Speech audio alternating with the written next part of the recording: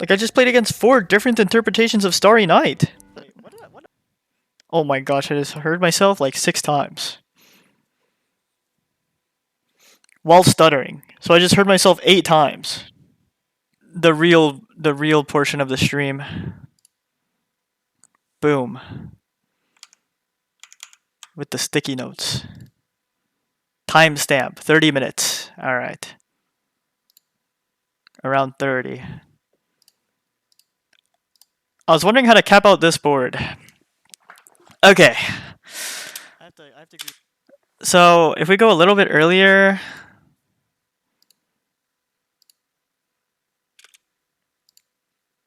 Oh, I also need to mute myself. Okay, it's this for sure. Hey, look, I have a GA Velvet this game. Alright.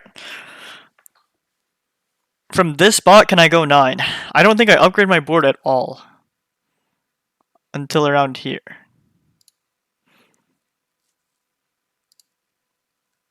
So we kind of have to count gold.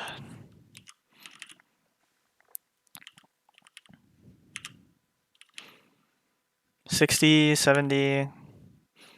Okay, after I roll 20, I go up to +2 Rek'Sai. Could I have gone 9 on 6-2?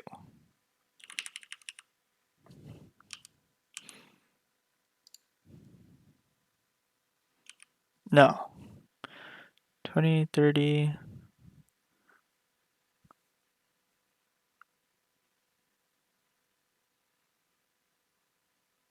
With what items?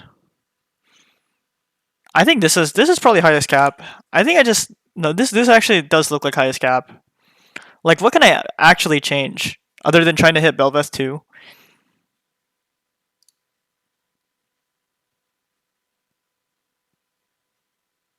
This is for sure highest cap. I mean, 9 gets me higher odds at Belveth 2. Is the only thing.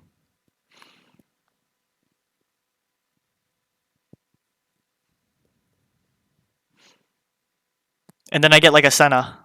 Senna, Belveth, Warheimer. But I think the other guy's just too capped.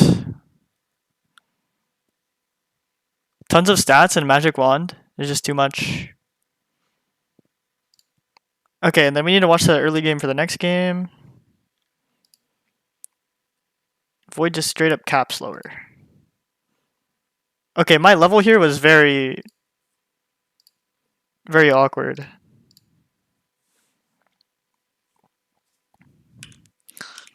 I mean, I have to play another Void game. Idealism is fine and Portable Forge is fine, but Void Crush from this spot's pretty good as well. Let me think. Purple Forge might be... Okay.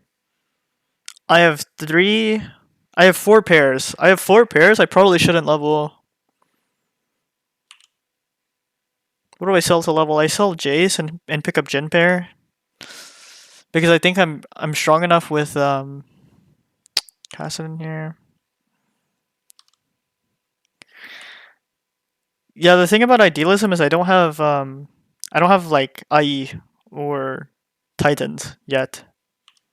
And the thing is, like, I can click Portable Forge, and if I hit also I have no way to build a second Hodge. I don't have half another Hodge. Because usually having 2 Hodges is like pretty good, and then you kind of just flex out of Rek'Sai and play something else like Azir Lux. So also buying Portable Forge, like Death Defiance is pretty good, but there's just no guarantee on any of this. Even though I started the game with Void already on bench. So leveling here was probably wrong. Lose the Trickster's Glass. And then I also could have just went Forge. I think Forge might just have been better. And then make 10, make 20. It's probably correct.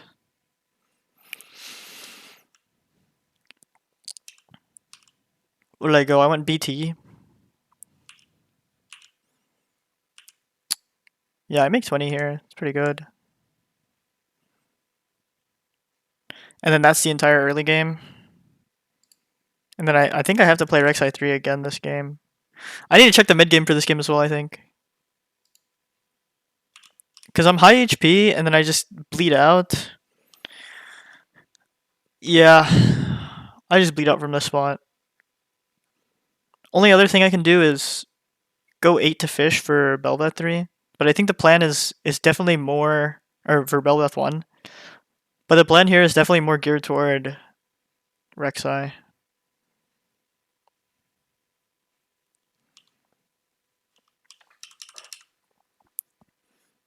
Think about Sedge 2 as well. I ended up with double jeweled gauntlet Vel'Koz. I mean, this is the endgame board, right? No Sedge 2, so I never pivot off or move the items to Sedge. 4 Bruiser's correct because it's this. Can I ever play Talia? No. I have to be level 8, but it took too much gold to hit Rek'Sai 3, so I'm just top 4. Okay. And then the planning I learned from game 1, which got me this top 4. Game 3, plan in my mid game. I don't know. Yeah, but it's the right play to hit Rek'Sai 3. Because I'm not going to go first that game, is what ends up happening. Okay, this is Blood Money Kale. I also have to wonder if I min-max the gold from Blood Money a little bit more. I would have had like 2 extra econ going into this stage if I min-max Blood Money a bit harder. 65. 65 is really high. 65 is actually really high. And I end up winning this round. Getting it depends on how much I value extra econ from, because there's only one stage. I missed a breakpoint. I missed the breakpoint for Blood Money. Also, I should dip here for sure. Probably roll twice at Poppy 3.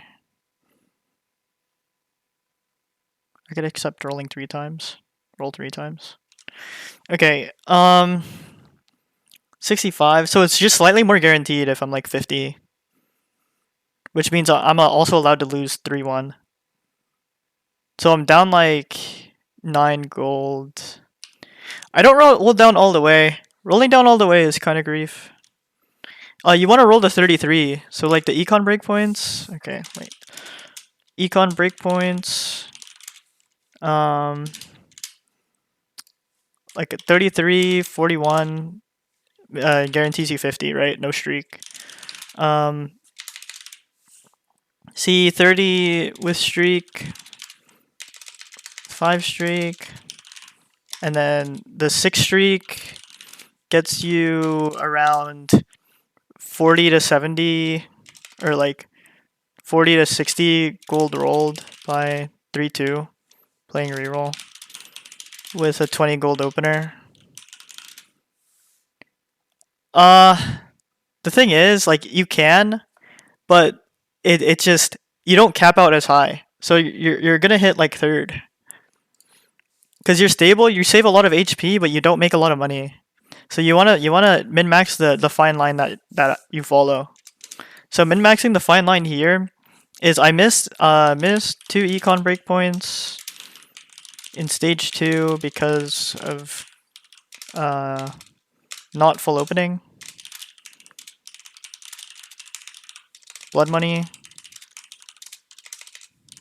And then, so the difference in like this is I have around 10 less gold by 3-2 since I lose streak and missed the first early game breakpoint.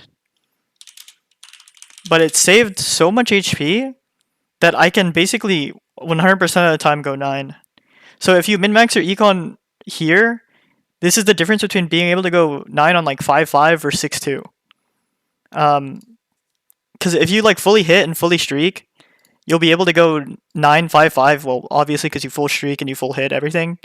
But if you stay 33 like this game, I played the money after after stage 2, like pretty decently well.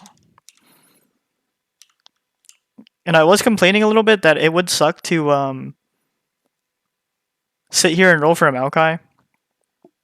But I think it's always correct because of blood money.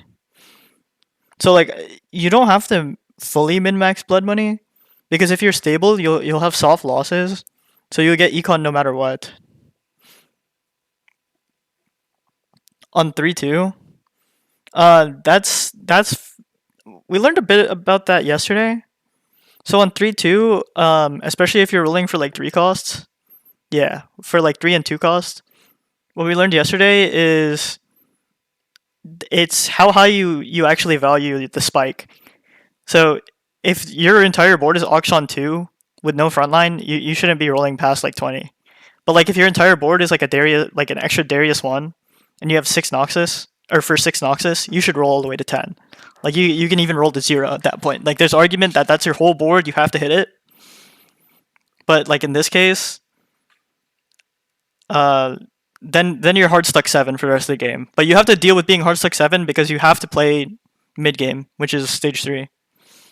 So even if you're 0 gold and you have to hit Noxus 6, like the 6 trait, like you're missing a Katarina, sometimes you just have to sit there and be like, all right, I'm top 4ing. Because the value of like 1 Darius in activating the 6 Noxus trait is probably like 3 econ, so like 30 gold. And you're hitting like a decent 70, 80-ish, maybe even 90% chance if you're rolling that much gold. Is what it feels like. Because if you play too low tempo, especially in Noxus, for example, it just starts to hurt too much. Because you are not stable playing that unit endgame. So because of the way we play the econ here, we also greed this level. Like I'm pretty sure 5-5 we're able to go 9. I think we got this Heimer on Carousel. And we're low HP as well. So we got Heimer off Carousel. We're able to go 9 here. And then the rest of the game is just smooth sailing. Play around Jarvan, play around Scion. We also have QSS, so we don't have to play around Jarvan. And QSS, so we don't have to play around Eternal Winter either. And then there's just too much value on the board at this point, which makes us win the game. Yeah, this can probably cap a little bit higher. TG, yeah. Everything else was fine. And then game 4, 210-ish. When do we hit Recombobulator? Oh Jesus.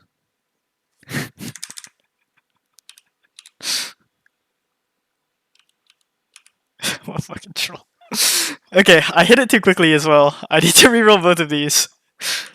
Because Healing Orbs is giga cracked as well. It's not always Radiant Item Poppy 4. I was gonna Ginsu QSS and then Radiant Item my Kale, but I have no guaranteed healing on my Poppy. I like having guaranteed healing on Poppy. Well, you know, it's like a 30% guarantee. Healing Orbs is good here for sure. I mean, Healing Orbs if I'm in tournament, to be honest. Small Forge is also not bad. Okay, we went with Recombobulator, so we went with Recombobulator because we hit 2 4 costs. And we can hit Nasus, Yasuo, Urgot, which is Titan's or Titan's holder. We can hit Shen, also another Titan's holder. We can hit Sejuani for Protector's Vow, Shen for Protector's Vow, and then we can pivot to either AD or AP, depending on if we get either Zeri, Aphelios, or something else, right? Aphelios is a little bit far away because we don't have a bow. And then we can also hit Kaisa. We hit Shen, Aphelios, Cat, Garen, Callista. Shen, Aphelios, Callista. I mean, if you fully mentally commit as well, so like the idea here is I'm not committed to anything. You don't see the Kaisa in shop, but The idea here is these two items are like the most flexible items in the game.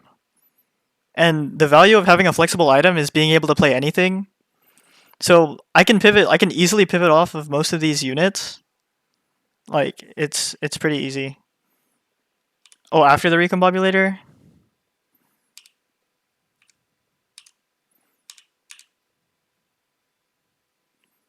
I'm still not super mentally committed because I'm still holding the Aphelios. So if I get a bow and carousel, like it's fine. Also, my strongest board has the Cat 2 on it. I should be playing the Cat 2 on my strongest board.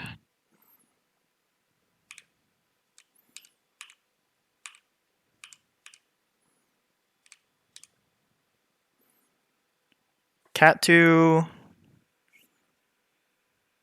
and Jin. Kai'Sa's not even on my strongest board. Samira 2 is better than Kai'Sa. It just has to be stronger.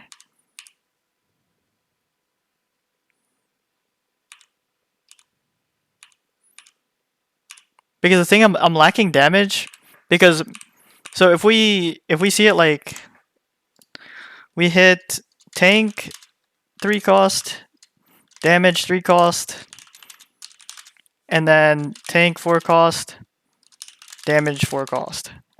Yeah. So like this is just 9G 9G 4G 4G. And then you have Ionia bonus for Shen and then 2 challenger Samira. And then we can just take so either we take Garen off for Noxus because there's a Cledin shop. And then we have Ionia Noxus, Cat, Shen, Kled, Jin, Samira, Cat, Shen, Kled, Jin, Samira, Aurelia. And then that's our board. I mean, that one makes a little bit more sense. But it's like the thing is you have tank, and then you just need damage. And Cat 2 is damage. So conceptually it makes sense, but in game like it just looks way too awful. But I think it's correct because it's Cat 2. So the other version of the board is definitely better. This just looks more correct. But like not being able to play Kai'Sa it also feels bad. But Samira 2, dude, Samira 2 right now is like maybe 8 gold worth of a unit versus Kai'Sa who could be like 3.5 gold. It's like 3G without Shojin or 4 challenger. So basically I'm always playing the Samira 2. So playing strong, like finding the strongest board here is definitely a big puzzle, which would have given us enough money to eventually hit Kai'Sa 3, for sure.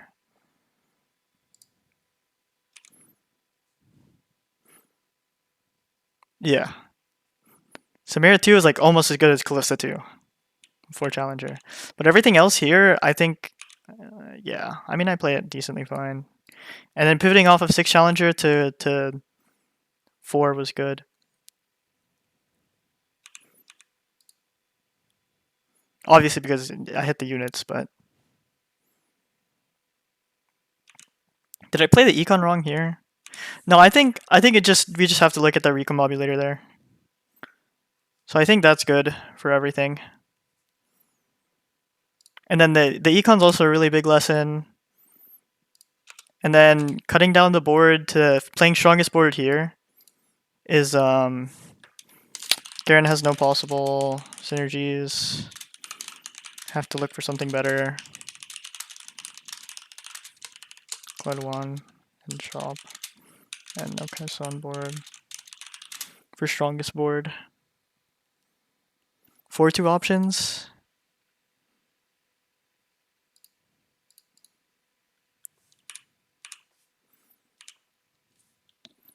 Really? I think that this is a very obvious challenger crest.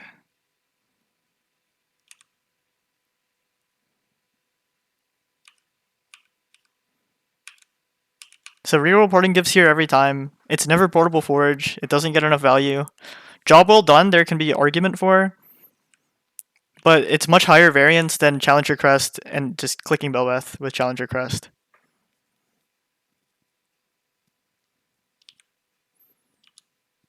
Since I already have the Belveth, I think it's always Challenger Crest here.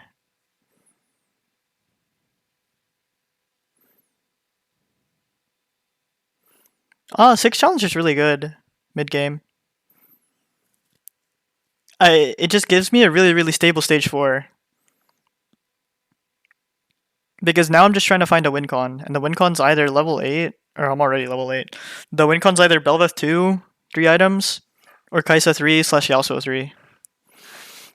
So I need to roll more starting here, but yeah, having 6 challengers is fine.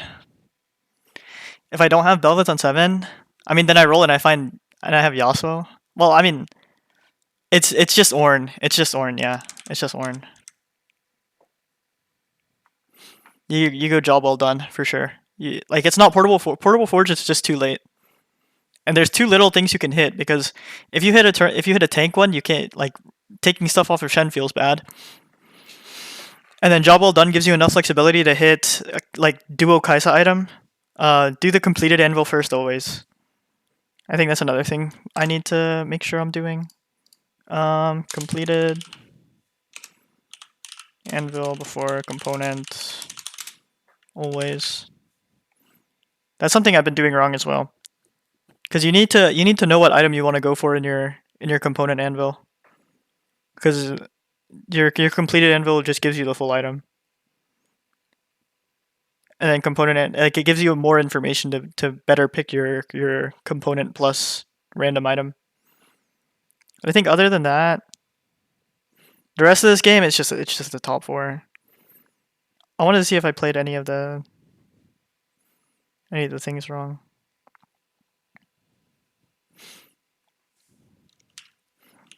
You can roll earlier. Should pick up this set as well.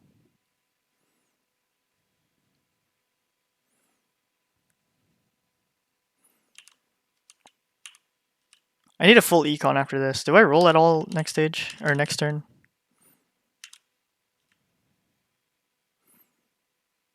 Oh, I should sit here and refuse to roll.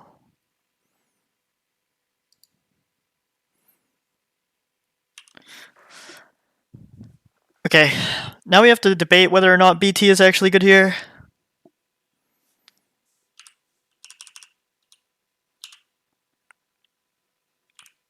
Go 9-5-2. It's too greedy. It's way too greedy because everyone else is spiking. There's like 3 people that missed in this lobby, but if no one misses, you just lose out the game.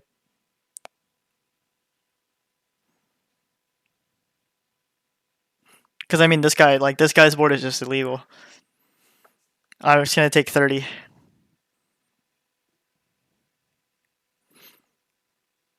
It's also don't go 9 because you hit double Kaisa. You have 5 Kaisas, so you have to play for the win con.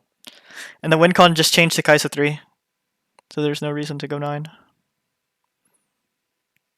Especially on Kaisa 1. Because Kaisa 1, I probably don't win the 3 rounds. And then I like 5 loss, I'm like 30 HP, and then it's like, alright. If I don't hit in 20 gold, Soju special. If I made BT, I have Runans and Last Whisper. Okay, that's even worse. Holy Jesus. Okay, I didn't make BT.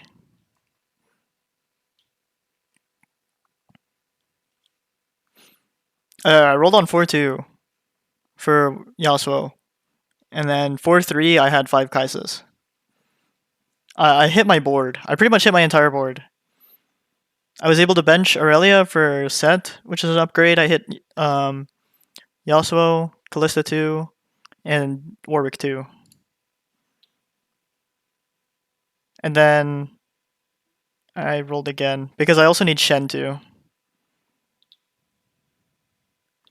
Honestly, if I don't go for Kaisa 3, I go 9. But I went for Kaisa 3, because I'm closer to Kaisa 3 rather than level 9 with 20 gold.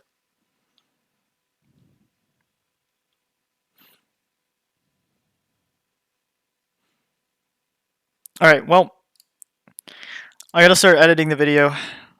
So, I also need to have screenshots of your questions as well. So I can like put it on the screen while talking. Well, yeah, you just have more information. So like it's information. So information in TFT comes from units, items, econ, etc. And then like some things are like soft guaranteed.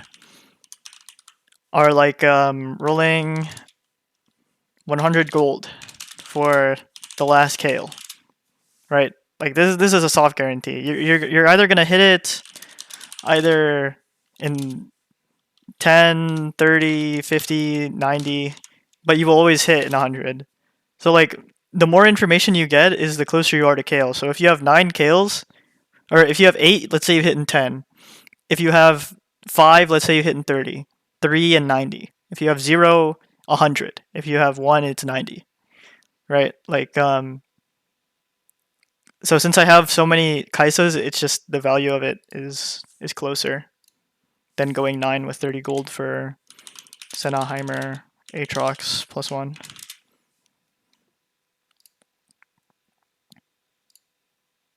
It also depends on your items, but items are really, really complicated. Item econ's very complicated.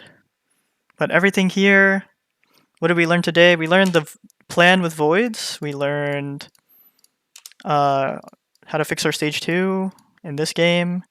We learned a lot about econ breakpoints in the Kale game, especially with an econ augment. And then playing strongest board to cap out. We didn't have enough money because we didn't play our strongest board. So we went 4th because we couldn't navigate mid-game properly. And then random miscellaneous things. Which is information, always your completed anvil. And then here's a recap on yesterday, if my scroll works. This was Kale.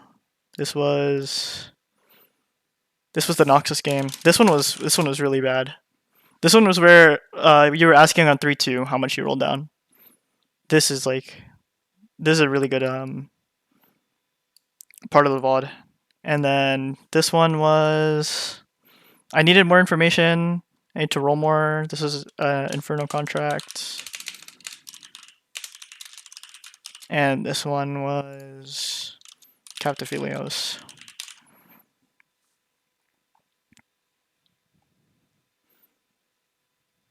Okay.